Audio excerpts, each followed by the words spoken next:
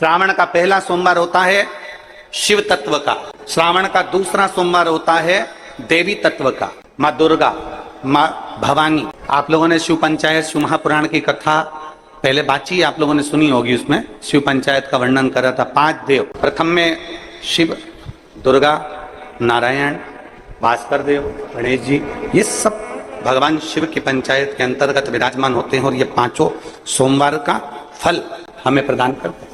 एक एक सोमवार की महत्वता है, एक एक सोमवार का क्रम है। कई माताएं उस क्रम को धारण भी करती हैं, ऐसा नहीं कि कई माताएं नहीं करती हैं, सबका अपना अपना नियम होता है।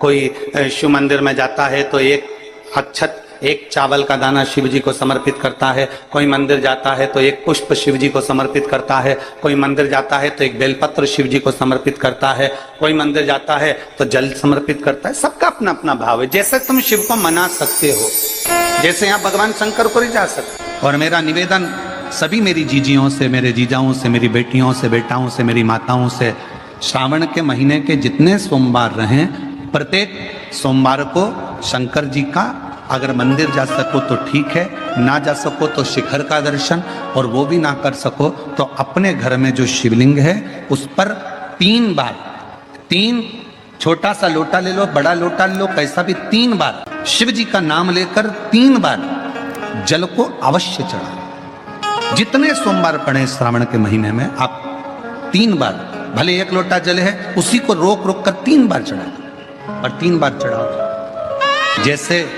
शिव मंदिर में 3 ताली का नियम है, सावन महीने में 3 लोटा अर्थात 2 लोटा जल पर रुककर 3 बार अगर जल चढ़ाया जाता है तो ब्रह्मा, विष्णु और महेश उस जल को स्वीकार कर कर तेरे घर का भंडार भर देते।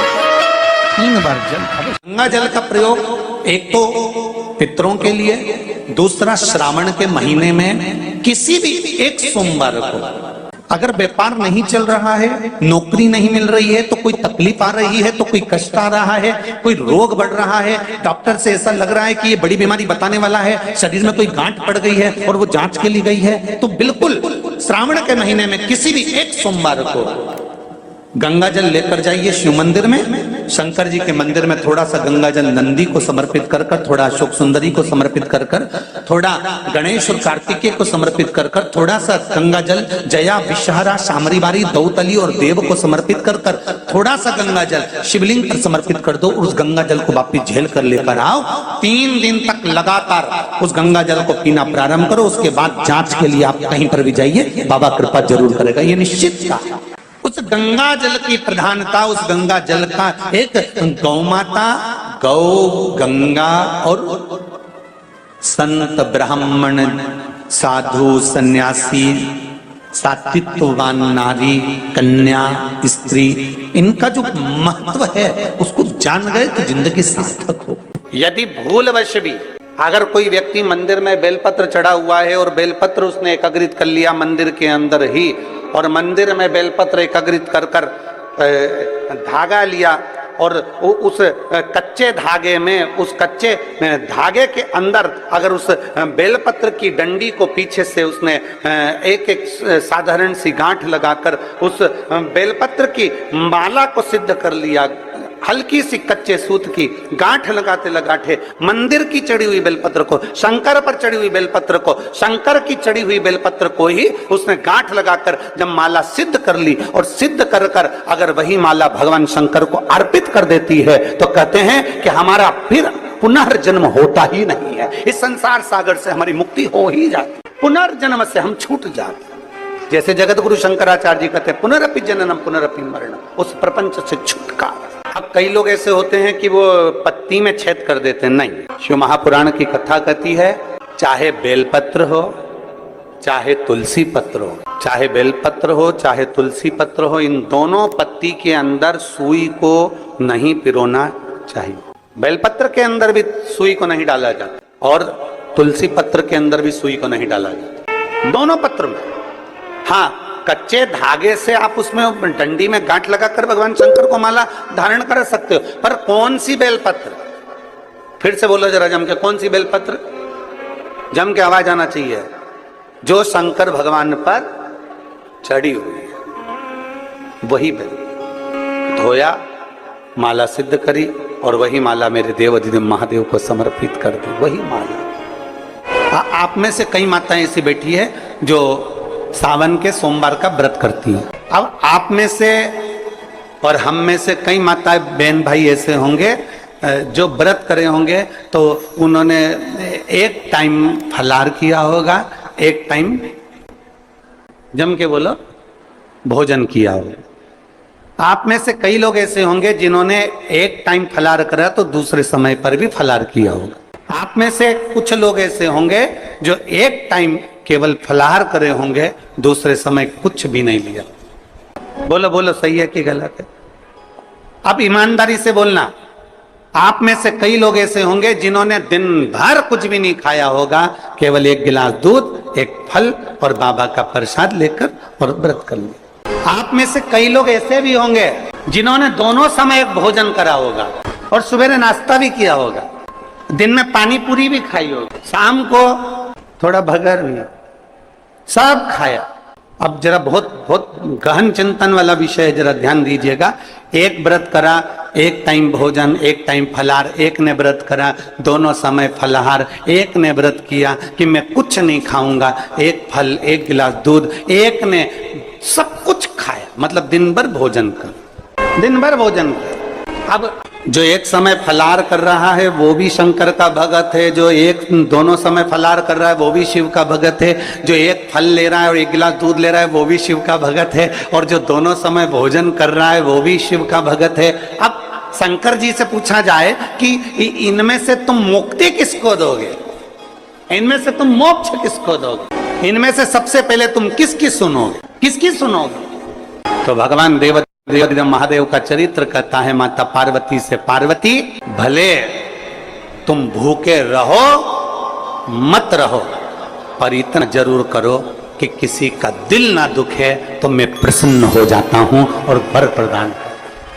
तुमने व्रत किया ना किया, तुमने साधना करी ना करी, तुमने तप किया ना किया, तुमने उपास किया ना किया, पर इतना जरूर करो कि जिस दिन तुम्हारा व्रत, जिस दिन तुम्हारा उपवास है, उस दिन तुम्हारे मुख से अपशब्द ना निकले। जिस दिन तुम्हारा व्रत है उस दिन तुम्हारे मुख से आड़ा टेढ़ा ना निकले। जिस दिन तुम्हारा व्रत है उस दिन तुम अपने पिता, पति और परमात्मा, इन तीन के झूठे बर्तन अवश्य घिसे, अवश्य मांजे। घर के सारे बर्तन मांजने वाली कोई आए वो मांजे, मना नहीं है, पर 3 बर्तन अपने को खुद मांजना चाहिए। पहले नंबर पर पिता के झूठे बर्तन, दूसरे नंबर पर पति के झूठे बर्तन और तीसरे नंबर पर परमात्मा के झूठे बर्तन हमें स्वयं मांजना चाहिए, हमें स्वयं। इन 3 के बर्तन अगर दूसरे मांजते हैं तो आधे से ज्यादा वस्तु पर हक जो बर्तन मांजता है उसका हो जाता है। अब तुम समझ लेना अच्छे से, हम इसको बहुत विस्तार से नहीं कहेंगे। मालूम पड़े पिता के झूठे बर्तन अगर आप मांज रहे हो, पिता के सामने आप झूठे बर्तन उठा रहे हो, पिता के सामने आप बर्तन लेकर जा रहे हो, पिता के सामने आप उनके बर्तनों को मांज रहे हो, पिता के सामने आप उनके बर्तन उनके कमरे में उठाने जा रहे हो, पिता के सामने आप उनके झूठे बर्तन लेकर घिस रहे हो, मांज रहे हो, साफ कर रहे हो, तो पिता आपको देखेंगे तो उनके मन में आएगा मेरी बहू कितनी अच्छी है, देखो सारे बर्तन वो मांजने वाली मांजती है पर मेरा झूठा बर्तन मेरी बहू मांजती है। तो पिता अपनी तिजोरी का माल निकाल के चुपचाप से तुमको दे, ये मेरी बहू है। सारे बर्तन दूसरे मांजते हैं पर मेरी बहू मेरे बर्तन मांजती है, मेरी बहू मेरी सेवा करती है, मेरी बहू मेरी चाकरी करती है, मेरी बहू मेरे बर्तन घिसती है। दूसरे नंबर पर पति के बर्तन, पति ने जिस बर्तन में भोजन किया है उसका बर्तन मांजने वाला नहीं, उसके बर्तन पत्नी को मांजना चाहिए। और अगर पति के झूठे बर्तन कोई दूसरा मांजने लगता है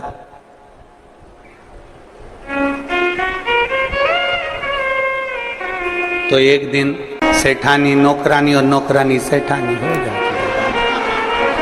वर्षा नहीं, बहुत सावधानी, बहुत सावधान।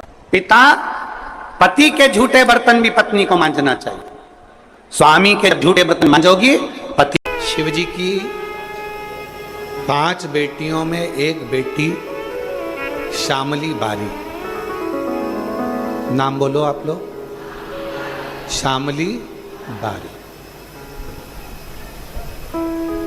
एक ऐसा नाम है ये।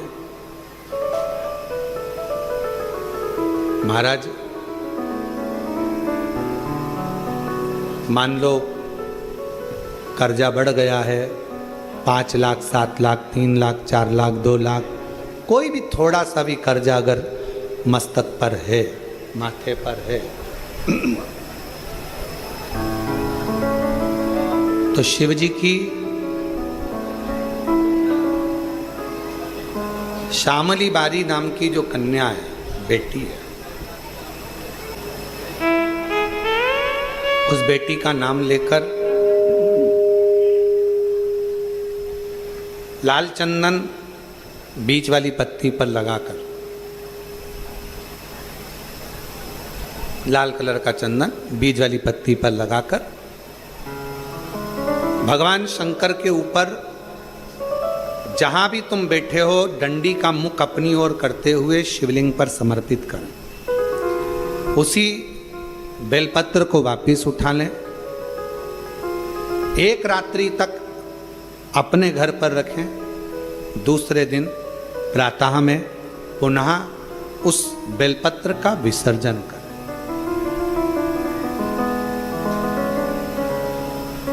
विसर्जन करते समय आपके ऊपर कितना कर्जा है, कितना कर्जा आपके ऊपर है, उसका स्मरण करते हुए, शिव जी से विनय करते हुए और अपनी मेहनत को 4 गुना करो।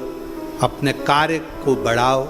दुकान हो, नौकरी हो, सर्विस हो, बिजनेस हो या कोई भी कार्य कर रहे हो, उसको लगनता से करना प्रारंभ करो। धीरे धीरे मेरा भोले बाबा आपका हाथ पकड़ेगा और कर्जे से मुक्त जरूर करेगा। आज के समय में, आज के हिसाब से, आज के समय में थोड़ा सा भी लोगों का कर्जा हो जाता है तो लोग तुरंत सुसाइड करने का विचार करते हैं। शिव महापुराण की कथा कहती है जन्म वापिस नहीं मिलना है। मनुष्य का जो जन्म मिला है बड़ा मुश्किल से मिला। किसी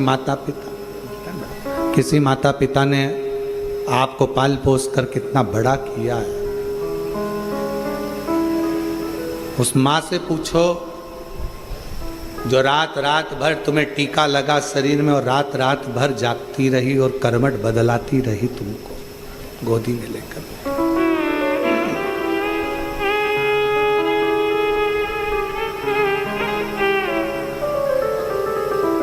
एकदम कैसे विचार कर ले।